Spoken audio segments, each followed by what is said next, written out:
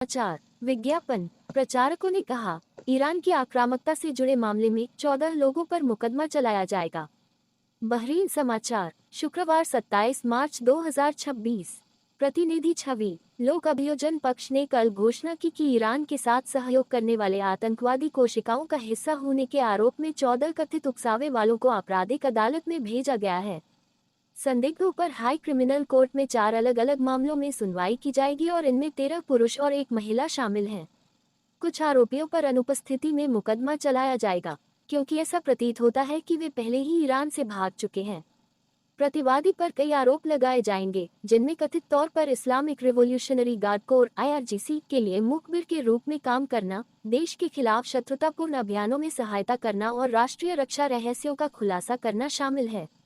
उन पर ईरान से धन प्राप्त करने और उसे स्थानांतरित करने, जनता में घबराहट पैदा करने के उद्देश्य से गलत जानकारी फैलाने तथा बहरीन के विरुद्ध आक्रामकता को बढ़ावा देने और महिमामंडन करने का भी आरोप लगाया गया।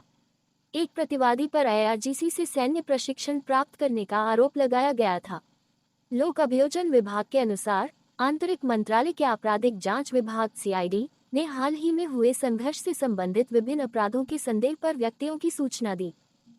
CID ने कहा कि प्रतिवादी आतंकवादी संगठनों का हिस्सा थे और विभिन्न कोशिकाओं के सदस्य थे, जिन्हें IRGC से महत्वपूर्ण स्थानों की तस्वीरें लेने तथा हाल ही में ईरानी मिसाइल और ड्रोन हमलों से पहले जानकारी एकत्र करने का आदेश मिला था।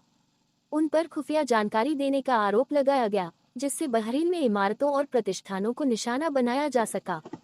अभियोजकों को सोशल मीडिया अकाउंट से संबंधित रिपोर्ट भी प्राप्त हुई, जिनमें कथित तौर पर संवेदनशील स्थानों की तस्वीरें पोस्ट की गई थीं, साथ ही झूठी खबरें और अफवाहें भी थीं, जो आक्रामकता को बढ़ावा दे रही थीं।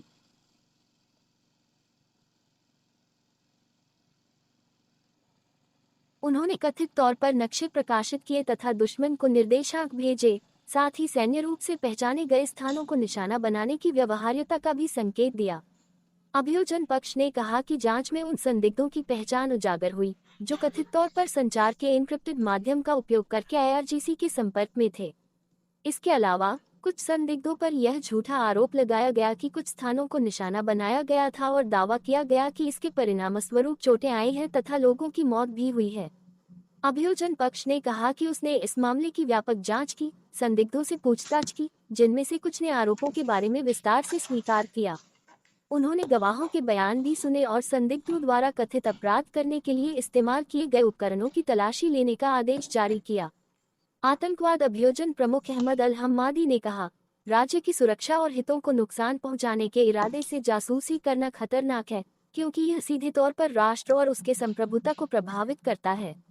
अभियोजन पक्ष इन अपराधों को करने वालों का पता लगाने और उन पर मुकदमा चलाने के लिए हमेशा तैयार रहता है तथा ऐसे लोगों के सामने दृढ़ता से खड़ा होता है जो ऐसी कार्रवाइयों में भागीदार पाए गए हैं। उन्होंने कहा कि बहरीन के सामने आ रही आक्रामकता के साथ साथ जानबूझकर गलत सूचना और अफवाहें प्रकाशित करना देशद्रोह माना जाता है, क्योंकि ये मनोबल को प्रभावित करती हैं तथा स्थिरता को नुकसान पहुंचाती हैं। उन्होंने लोगों से कहा कि वे केवल आधिकारिक स्रोतों से ही जानकारी प्राप्त करें तथा अफवाहों के प्रसार या सार्वजनिक सुरक्षा को नकारात्मक रूप से प्रभावित करने वाली सूचनाओं के साझाकरण के खिलाफ चेतावनी दी।